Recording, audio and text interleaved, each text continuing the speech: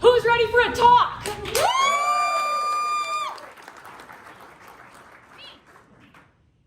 You may know him as Kelsey Hightower. But here we just call him friend. Kelsey is an international speaker and a wonderful tech giant here to tell us about Spinnaker and DevOps and automation. Please give a warm welcome to Kelsey Hightower.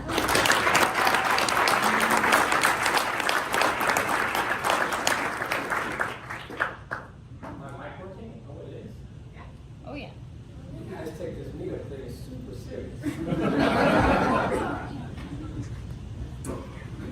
I will say this, every once in a while, a group like this gets super lucky, where you get a really great leader to lead you all, and the work that Alice does is super amazing.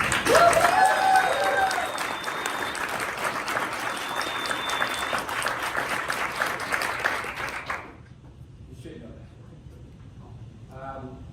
It's funny, over the last couple of months, people have been trying to Kubernetes all the things. It's ridiculous at this point. As a person who wrote a book on Kubernetes, it's like, we're going a little bit too far. And I kind of circled the globe over the last 6 years. What brought me to the West Coast was working at public labs, and before this container thing, people were going crazy about config management. You guys remember this? People thought config management was going to change the world. They did. I was there, and I used to give those talks, like, yeah, you just do config management, and you're done. And now we're like, that didn't necessarily solve the problem. Before joining Puppet Labs, and I remember I was going around and someone said, hey, Kelsey, you seem to talk really well about this stuff, but have you ever done any of the things that you talk about? And that's a serious question because there is a lot of noise in the space. Everyone seems to have an opinion about everything. So I have a lot of empathy why people can't trust people who stand up and try to tell people what the best practices are. So during that question, you're like frozen in time. You zoom back over all the work that you put in. I don't expect this person to know all the open source projects I've ever done, every company that I've ever worked with. Before we had all the buzzwords, before joining Puppet Labs, I was working at this financial institution called Total Systems out of Atlanta.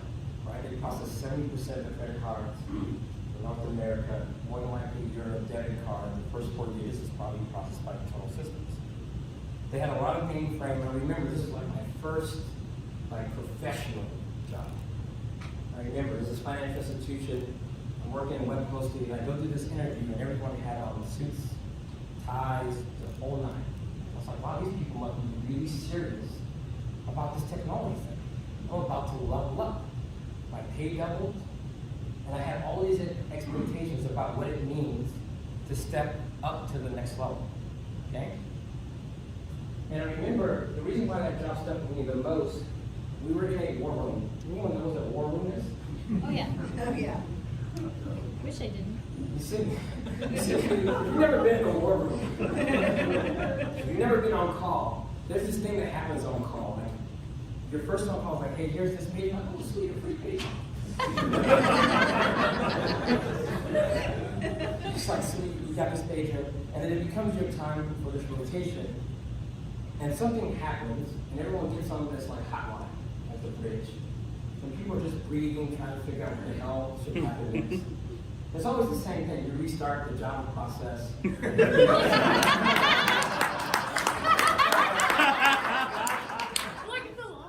the thing is, if you're a professional, you don't just say restart the Java process. You gotta milk it. You're on a bridge, about 33 minutes go by, the CEO gets on.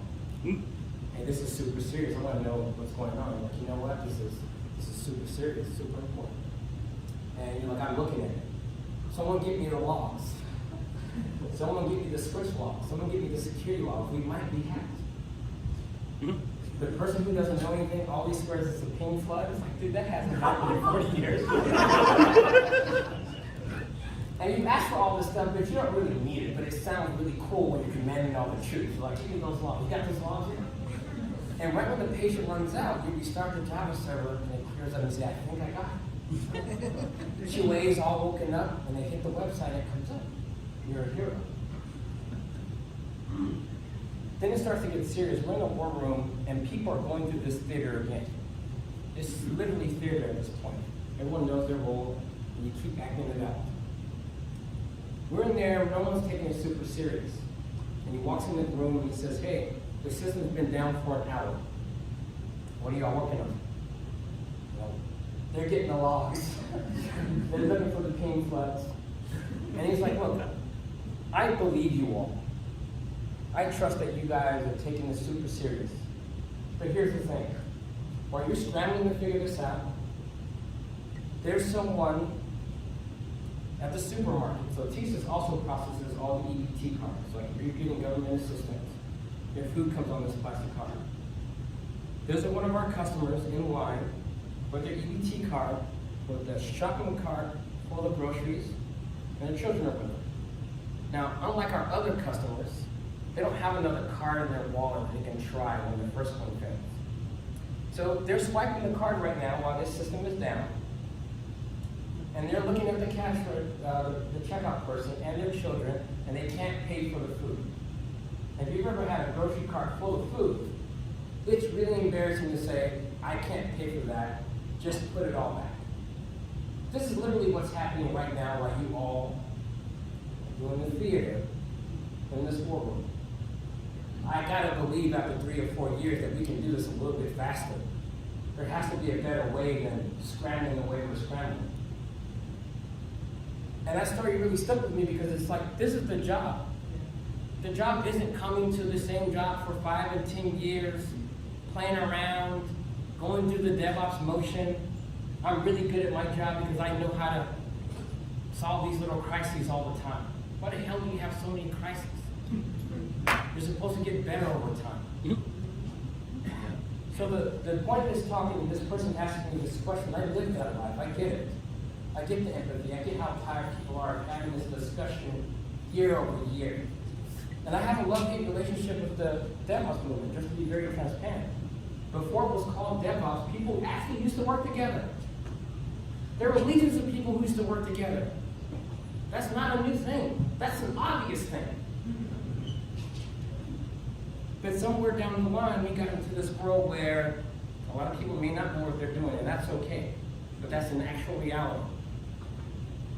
In the midst of all of that, people are trying to figure out what we should do next. And I've seen the excuse used over and over again about culture. We're working on our culture. We're going to transform our culture. No, you're not. I've never seen a company in 15 years transform anything. You're not going to transform your culture because you brought in 3 or 4 people, change their LinkedIn profiles to whatever. You are now DevOps engineer 2.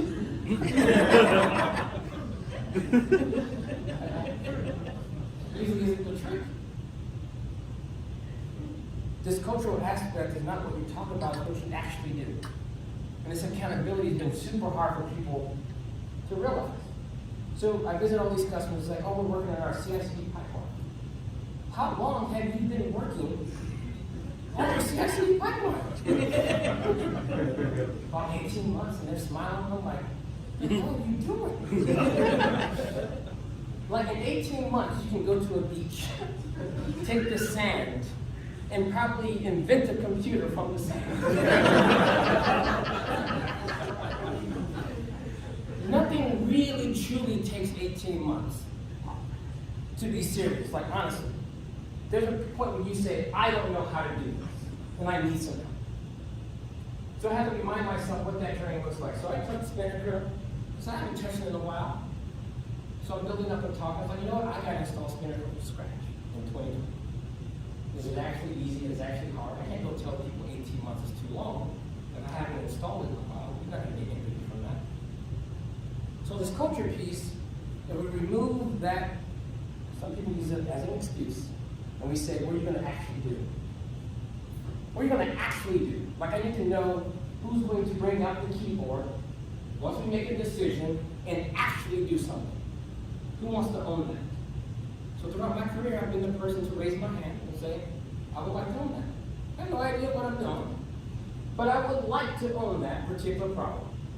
And ownership to me really means something. If I say I own it, then the excuses don't count. All-star culture. We don't have the right culture. What does that have to do with your keyboard? I get you, like I would love the culture to be better too. But it doesn't mean you can't actually make some progress. So when companies ask me, Kelsey, how should we adopt this stuff? I'm just gonna walk you through like my personal way of thinking about this problem, because when I remember back then, this was like 12 years ago, I don't know any better. I just walk into a situation and I raise my hand. And then you figure it out as you go. And all the people who figured it out as they went are some of the people who get up and try to tell their stories, and hopefully you can learn from them. The truth is, none of this is best practice. It's just practice. Everyone's trying to buy their way out of the practice part. There's no best practice guide you're going to read and then get 10 years of experience because you read the best practice guide. It's just practicing. So all the stuff I'm going to talk about today is just around literally practicing. Do it wrong first. That's part of practicing. Right? And show people what you're doing. If they're on your team, they'll give you some guidance. They'll poke holes in it, and you'll practice some more. And eventually, you'll be where you're supposed to be. That's it. There's no holy grail. We're going to rewind the clock. I joined thesis. I even bought some ties. What are you doing? They're all wearing ties. I gotta wear some ties. So you go to Macy's and like, I need ties. And I bought a bunch of ties. I had like 7 ties.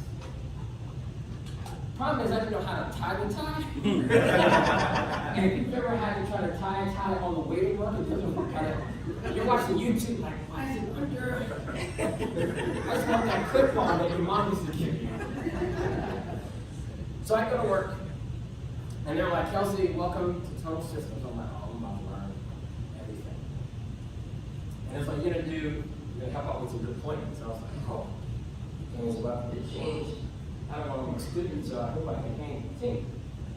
So it's like, Kelsey, we have an app that we want you to deploy. Everything is nicely documented. I was like, oh, that's legit.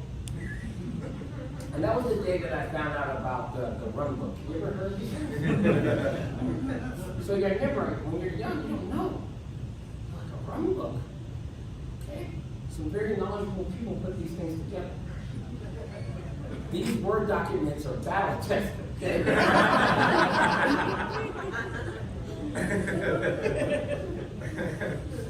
They're always in confluence for some reason. And you don't have any permissions. So I pull it up, and they got this app called 12. It's 12 factors, it's a simple app. And you go in there, and for some reason there's like this red part, right? It's like this guy's gonna walk you through the 12 application of production. Now here's the trick. You gotta copy and paste each command exactly how it appears in the sky. You stray from that, it's totally your fault. And I met people that are really good at this. Their keyboard shortcuts are crazy. Like, damn, your copy and paste game is legendary. If you do this for 10 years, your keyboard shortcuts will be amazing too. So I'm reading through the guide because I want to get this right. This is going to be my first run through the guide. So you get to this line. It's like SSH into the right server. And that server is called Moonracer, as defined in the machine database. So I was like, oh, this is enterprise. They got a machine database. Anyone got a machine database? You got a machine database, right? Like every company typically has a machine database. So I go and I click on the link to the machine database, and it's a spreadsheet.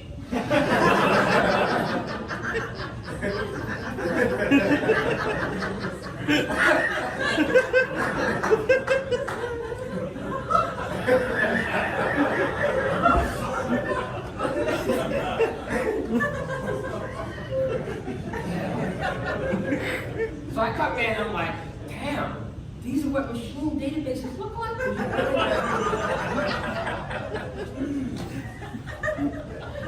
They said something about scaling the interview, but I'm counting here. Like, there's like 8 servers, but maybe they're big servers. So like, these could be 8 big ass servers, so you can't judge by IPs alone. I'm like, how do they even get more servers? I'm like, you only use Transformer Generation 2 names when naming servers. Okay. So this is the server that I need to work with, but I'm having some trust issues. Why would you strike out the IP? If you don't want me to use it, don't even put it there. Anyone ever do this? Like before config management, we used to write scripts. And you go in that home directory, there's like these scripts with dates on them.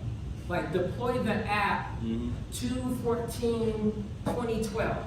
You're like, okay, that one. It's like, nope, there's another one, but they're using like the Euro date, so the year, and it's lower than the other one, so you're like, damn, which one do I run? So what do? You run the history command, right? The last one they ran is the one I ran. But it turns out they ran the wrong one first, and then they ran whatever. So I look at this and I'm just sitting here like, damn, this is really crazy. So I grab one of the IPs, hopefully the right one, and you go back to the doc, and then you're like, I'm feeling a little bit downfall, and then they said, hey, do a bunch of stuff until it works. There's all these bash scripts that look like you just run enough of them. It will come up. And true story, I ran 95% of the commands that were in the doc, and it came up. And I was like, they were like, it works. Good job. I was like, but I didn't run all the commands. Do I tell anyone that I didn't run? Or do you roll with it? So I roll with it. Left it at that. So then I remember, like, this is seriously a true story. It's about November now. And if you ever worked in enterprise IT, some people's vacation starts like November 14th. And they come back in like January 4th. With the vacation response, like, hey, I won't be back until next year. It's like, it's November. So everyone's gone. And they're like, Kelsey, you have to do all the deployments now. And I just kept getting these requests. Right? Like the ticket that come to you, you go to the build out. The request comes, man, this got to be a better way. So I started to serialize the culture. And the concept here is I'm not going to go and try to refactor everything, tell them to stop using Jira. Someone wrote these docs, sometimes they work. I say, if that's what we're doing, and we do this doing change windows, then so be it. But how do I take all of that and just put it into the machine? So the concept of serializing the culture is figure out what the culture is first. Some people are trying to change cultures they don't even understand. Sometimes there's real reasons behind some of the weirdness that you actually see at a company. Like one person's like, we can't open source stuff. I'm like, why? And people are just complaining. And it turns out we have IP contracts in place that if we open source something, we may be violating one of the IP contracts that's signed by the business over a 20-year period. So just a simple algorithm we post on GitHub is violating a contract that was put in place by the business. So they don't have a process to detect that. So you can actually put the company in a serious financial situation because you just wanted to open source it. So there's a reason why the culture was really resistant to that, right? So you have to understand it before you can change it. So I go in and say, all right, so we're gonna bring in some of the new world. So back then, I had Red Hat, RPMs, Bamboo from Atlassian, and Jira. That's all I got. Because we ain't buying nothing new. And I get VMware. So I look at the situation, it's like, is there any tools I can help you with this? And Puppet is at 0284. That's bigger than 001. So I started using that to try to automate some of the basic things that I need to do. I was just serializing this stuff into Puppet code. I really resonated with this idea of Puppet hiring things. Because then I could just run these things all day. Hey, Kelsey, we got another one. Run the tool. We got another one. Run the tool. And eventually, I went around and started to take all the war files that we were copying around to the servers and just putting them in RPMs and then sticking them on Yum servers. And it turned out we couldn't build 25% of the apps. Some apps, there was a special laptop that you would have to go get, and that's the laptop that can actually build the app. And you're trying to figure out, why is it this laptop? Well, it turns out, 15 years ago, they hired a contractor who got all this working on their laptop, and then they left.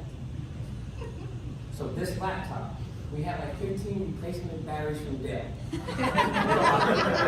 This is the laptop. So you go to this laptop, and you build the war, and you SCP the war to some artifact server, and then you pull it down on the machine and you do your thing.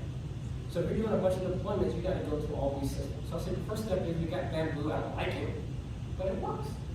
So I just took this stuff that was on the machine, trial and error, and now you have a way to build the thing without the laptop. First order of business, I can build that app without the laptop. Now that's not worthy of a keynote or on a stage. But I literally did it. I said, hey, I'm going to do a build, but guess what? Turn off the laptop. They're like, turn off the laptop? Turn it off. And I built the app, and they're just like, oh my God, like how did you do it? I was like, well, you know, I kind of looked at the history command, copied all the commands that we were doing. I just put it on another machine, and I kept doing it one by one until it worked. I got someone from QA to say that it works, and we moved that into Bamboo. It took a week. And they said, you can't use that. You got to use the laptop.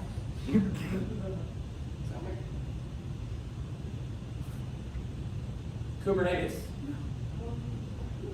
So, not in the company anymore. 3 years go by, we end up automating everything. There doesn't happen anything there.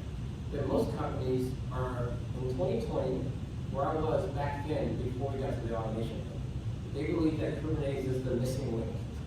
We just had that. Kubernetes will be where we need to be. If we just get our pipelines in place, we'll be where we need to be. So I say, all right, show me what you got. So we go from that build, I said, all right, Kelsey, we have this application. I was like, well, show me the application. It's a very simple app. It's a little 12-factor app, just named 12. And they're like, we know nothing about containers, and our organization isn't ready for containerization. I was like, all right, let's just table that discussion for a moment. Just show me what you're doing. And they're like, all right, we call this command called like go build, and then it pops out a binary. Like we have a very unique build process. So I was like, okay, you say so. And then I asked them to start the app, okay? So they start the app. And a lot of times they believe that this is super special. I don't know why. Every company in the world believes that they're doing something so goddamn unique. And they say, well, Kelsey, how do you think you know what we're doing? I'm like, maybe I'll take this. You have an app, you know.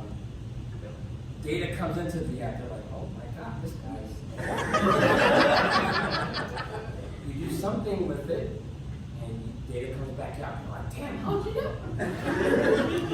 That's essentially all you can do with the current architecture we have in compute.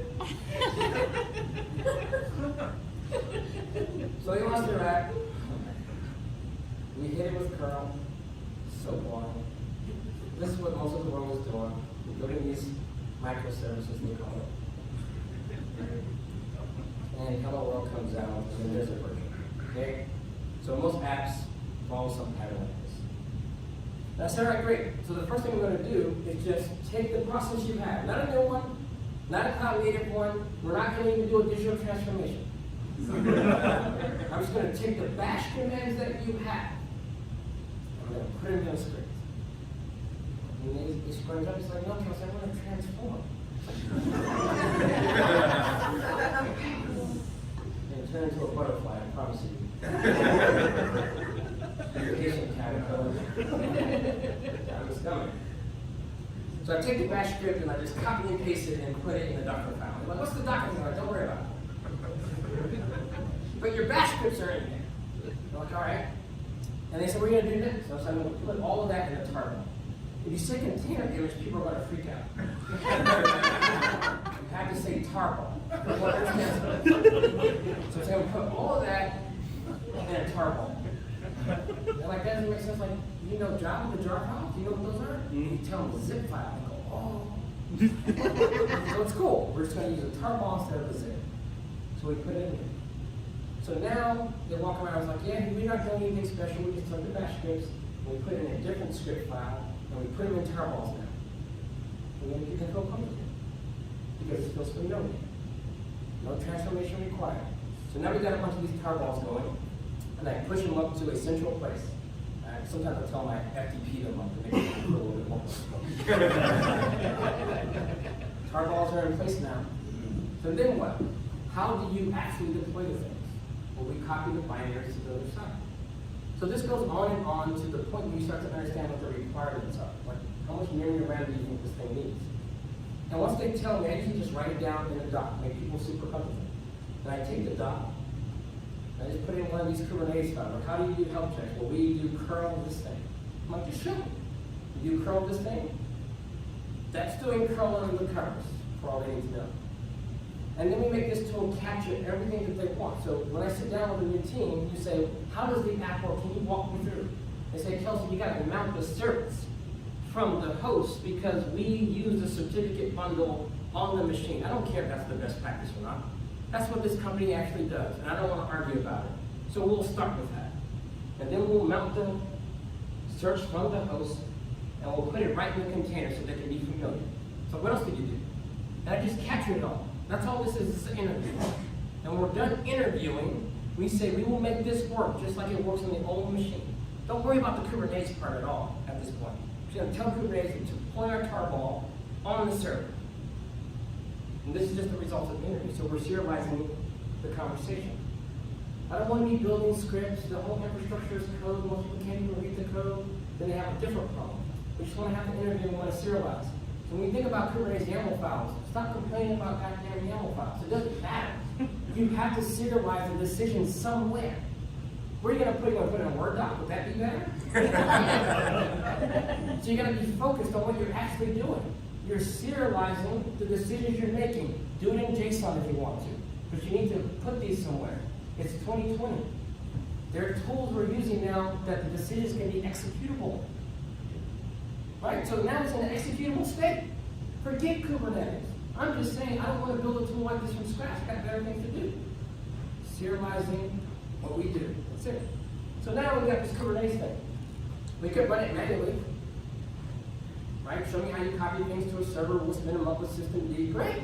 It's running. How do you know it's working? You hit this URL. Great. We'll do the same thing in Kubernetes.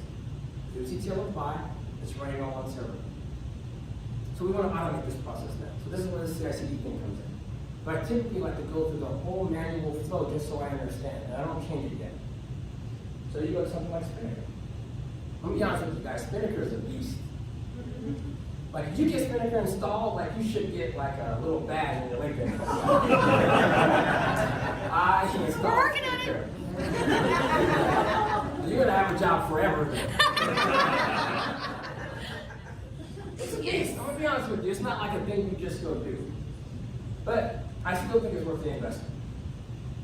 So you get Spinnaker installed, and it's pretty good. Like, it will take you, legitimately, it took me a whole day. So I started this project 2 days ago. So I'm going to give myself 2 days to see if I can go end to end, build a Hello World app, and then get it all in Kubernetes and deploy it automatically. Let me go more familiar with Spinnaker. Ooh, a lot of hands didn't go up. I'm not a Spinnaker expert, so I feel qualified to tell you all about Spinnaker. The first part about this Spinnaker thing, you create this kind of application thing. The nice thing is they did a good job of decoupling some of the high-level primitives. If I'm wrong, deal with it. But you create this app. So I created an app called 12. And the first thing that I realized is that Spinnaker, unlike Jenkins, doesn't really think about doing builds. You know, you do your test, you do your package, and then you push the artifact somewhere. That is not Spinnaker. Spinnaker typically can probably be abused to do that, but it's not its job. It focuses on the CD part of this thing. So you can bring Jenkins. In my case, I use CloudBuild from Google. So I need something that says, when I check in the app, I want to produce a tarball. Okay? So that's the first thing I did. I go to Google CloudBuild. This could be Jenkins, could be whatever you want.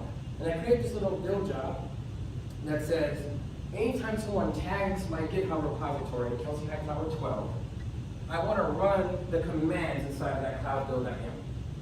That's it. Pick a tool of your choice. The whole point is to produce an artifact that can be deployed somewhere else. Now, the nice thing about Spinnaker is, once this thing runs, it's going to produce an artifact. Okay? So the artifact here will be I'm not going to say container English, a tarball. And it's going to make this tarball thingy, and it's going to deploy it somewhere.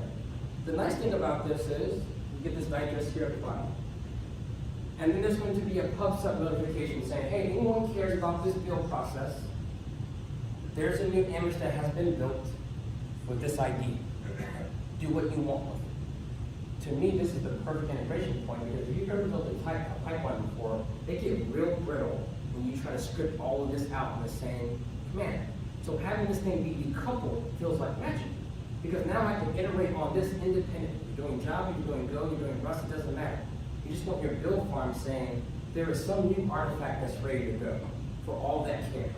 Great, so Spinnaker does not hop anymore, switch to the next thing.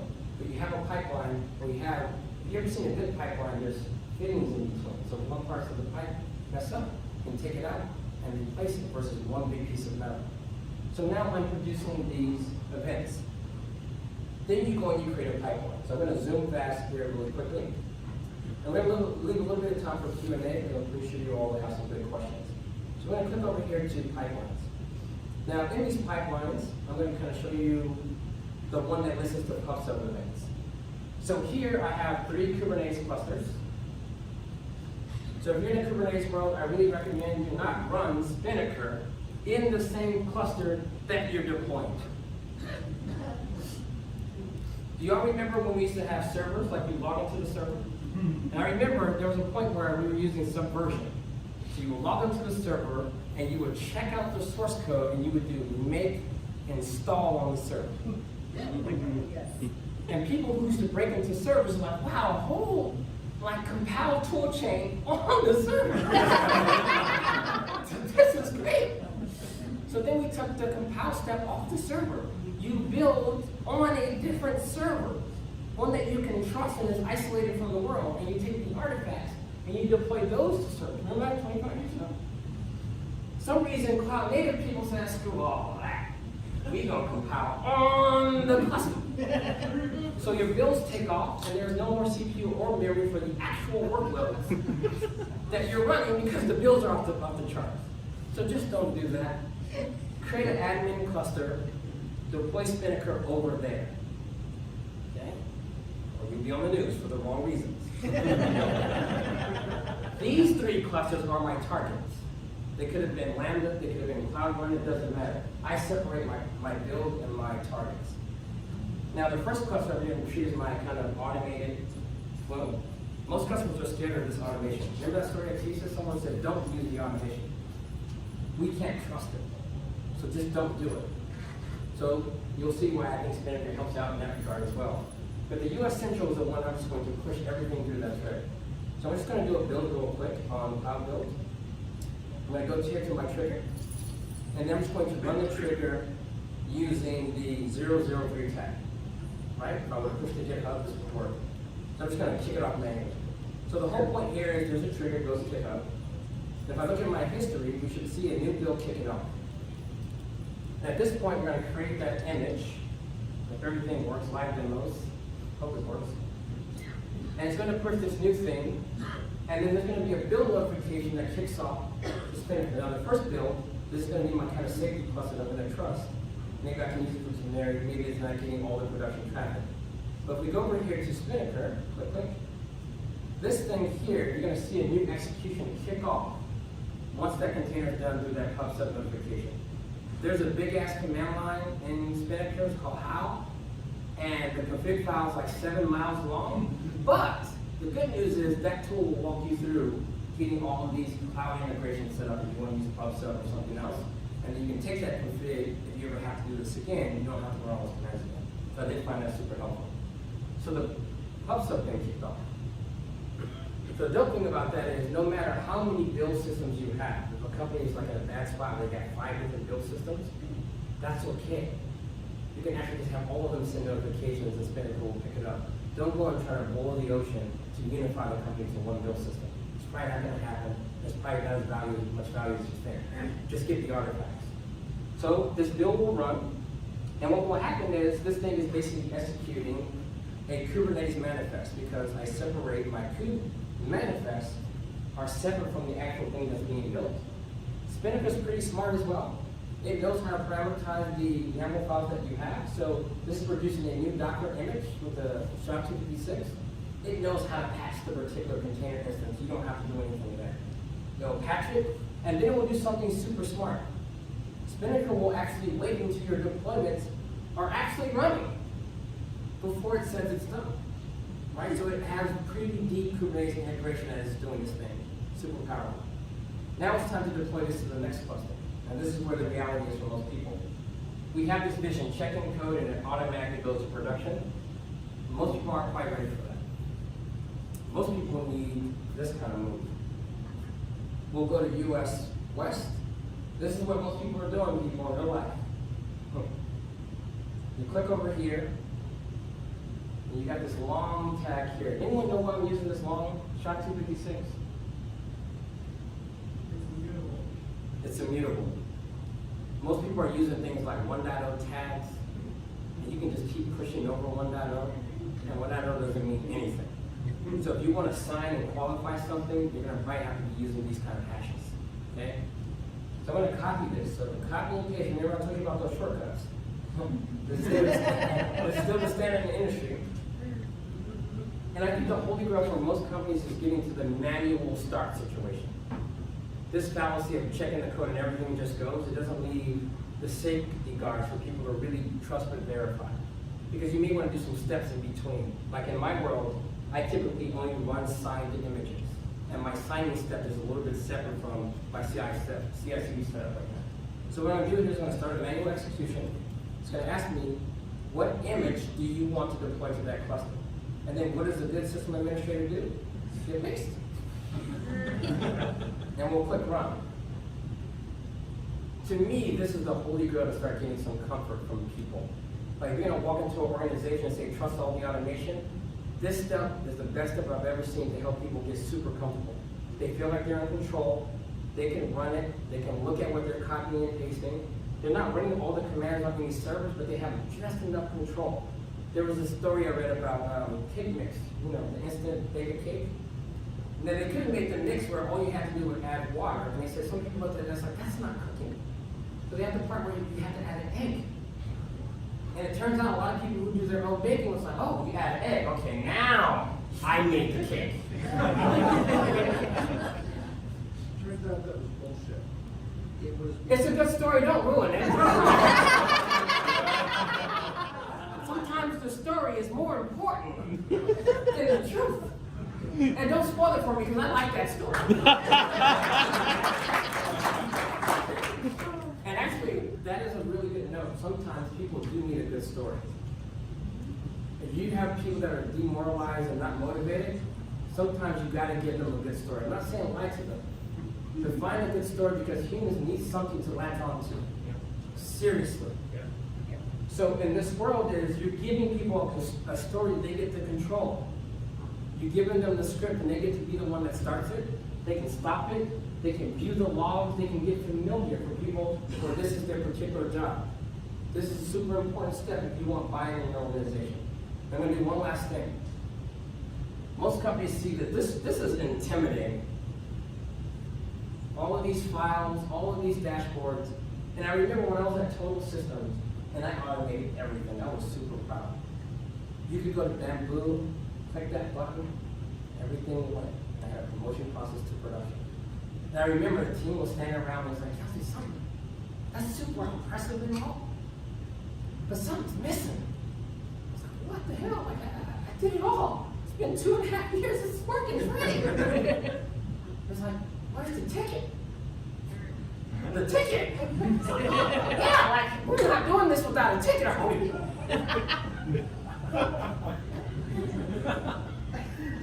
All of that? And you want a ticket? And I thought about it as some people have put a lot of faith in the ticket. The ticket is how most business processes have been serialized over the years. The same thing we're asking people to do with Kubernetes and Spinnaker. They've managed to do with the table system. Have you ever seen a complex Jira workflow? Yeah. Right? It's like Google Maps directions. But what if he doesn't approve? You're like, I'm going to go back. So instead of fighting that, the thing I did is, okay, we'll integrate with Jira and the change management process. My gift to the organization was you can go as fast as you want, whenever you're ready. And the front door needs to be Jira. I literally sat and read a bunch of Java code, a lot of Java code, and I logged into Jira, and there was a lot of things going on. I eventually got a ticket type. Okay, so I have an issue, and I make a thing named after the app. So this way, a PM could go and create a new issue to get the deployment done, because that's how we were actually doing it. Someone will create a ticket and say, I want this deployed to this environment. And then the ticket gets assigned to someone. And then the person will do the work, and then put the results in the ticket and hit close. Like, how many tickets did you do today? I did 7 tickets. Woo! They put your name on the wall, like the most tickets done in a day. And I had that record for a long time. Now I remember, it's like, Kelsey, we're not really ready for all of that automation. Could you just work off the ticket? That's what we're doing. It's a deal. So we have this ticket type, and the nice thing about the ticket is I want to capture all the things that you asked me, but here's the thing, those tar balls, what you can do now with the tar balls is you can come over here, and I'm linking to the tar balls or RPMs or whatever artifact, so you never type it wrong again. So yeah, so when we build them, I put them here in the custom fields. It's like, oh yeah. So it's really hard to do it wrong. So you pick one. And they're like, didn't one. I was like, okay. And now you need to go through the change management process. So you need to go through review. Someone gets an email, you gotta review it, and then you put it in progress. And they're like, now what? It's like, I don't know. We hired some new people, and this is a really true story. And one of my best friends lives in Portland now. We're working at Total Systems and Atlanta together. And it's like, look, I want to do this Jira integration. And he was really not happy that I gave him this particular work. So he made these custom fields, and we put this all together. Now we created most of it here. And once it goes to in progress, that means it's been approved. And this is the image they want to deploy. And typically, you assign this to someone. So my goal was, I'm not going to tell anybody about it, but when it gets into this state, all the approvals are there, I'm going to extract the image and kick off the spanner build like you did man. Don't tell anybody. People get nervous. So we were wrestling what to do. He's like, hey, Kelsey, you ever play Animal Crossing? I was like, no. It's like a character called Mr. Reset. That if you don't power the game off right, the next time it comes on, Mr. Reset comes down and is like, hey, I know you want to play the game, but you didn't turn it off right. So I'm going to sit here and talk to you about how to save your game properly before you turn it off. And waste your time, because you're wasting their time having to reload your state. So Mr. Reset is this very angry person. Let me show you Mr. Reset. So this is Mr. Reset. My buddy Elson is this angry system administrator. So he made Mr. Reset. It's like, I don't care. So he created a new Jira user named Mr. Reset. It's like, dude, you're taking this a little too far. It's like, Kelsey, it's fine. Okay? So the deal was, create the ticket, it gets approved, we can work on it. That was the deal with the business. It wasn't a change. So what we did was, all right, what if we made a tool that would extract this stuff out? So I'm going to run the little tool. I started working on this morning. I got most of it done. And the way the tool works is you run it, and what it does is it looks for a couple of things. It goes to the Jira API and says, hey, I'm looking for in-progress issues assigned to Mr. Reset. So then we talk to people, hey, we have a new person on our team. Mr. Reset, he's super cool. He's fast too. Like, if you assign him a ticket, it's going to be fast. They're like, are you sure? I was like, try it out. So I sat with them, and my buddy's over there like laughing his ass. I'm like, it's not laughing, man. So the ticket's approved, and normally you assign it, or we do some auto assign based on the text. So the PM was like, okay, all right, Mr. Resetti, oh, he has a cool little logo. Did HR approve that? So you assign it to Mr. Resetti, and then like, what next? So we had Mr. Resetti running in the CloudBuild at the time. So behind the scenes, what they didn't see was every, 30, 45 seconds, we would code the Jira API looking for those two attributes. And then this thing would run. So it's extracting that container image. It's talking to the Spinnaker API now, executing the pipeline. And then things are happening now. So if I go to Spinnaker, now you can't tell them about Spinnaker but we do update the ticket fast so they know that we're working on it. Like, I am starting the deployment. They're like, okay, he's a fast one. And he's already done. They're like, Mr. Sing's that fast. Oh, dude, I don't know what he does, but he sits there waiting for tickets. And when he sees a ticket, he just gobbles up the tickets. But behind the scenes, you can see that this thing just got kicked off of this training. And the thing that we did with Mr. Rossetti was we got all the logs that came out of this thing. In this case, it was Bamboo, and now it's Spinnaker. And you can imagine streaming the logs to the ticket, making people feel comfortable that the progress is continuing. They never have to come back and ask. And then the ticket gets done. So once that ticket is actually done, we follow the approved change management process. I can find my window. And we mark the ticket down. Right? We may run some verification things, but this thing made people super comfortable. And we never walked around talking about Puppet, any of our automation tools. And when I went back there 6 years ago, maybe about 4 years ago, they had moved to Kubernetes, like the culture stuck. And guess what people do to do deployments? They still use Jira, and they have no idea that they moved on from Puppet to Kubernetes because for them, the workflow is still the same. No one talks about it because the front door is where the actual culture lives. And they managed to serialize that up and down the stack. So if you want success at a company that's sustainable, stop talking about Docker, Vagrant, Puppet, Chef, Kubernetes, because none of it matters. If you get the front door right, all that stuff should just assist you in making it work. So even in 2020, I think this fundamental still apply, and that's how I serialize culture. Thank you.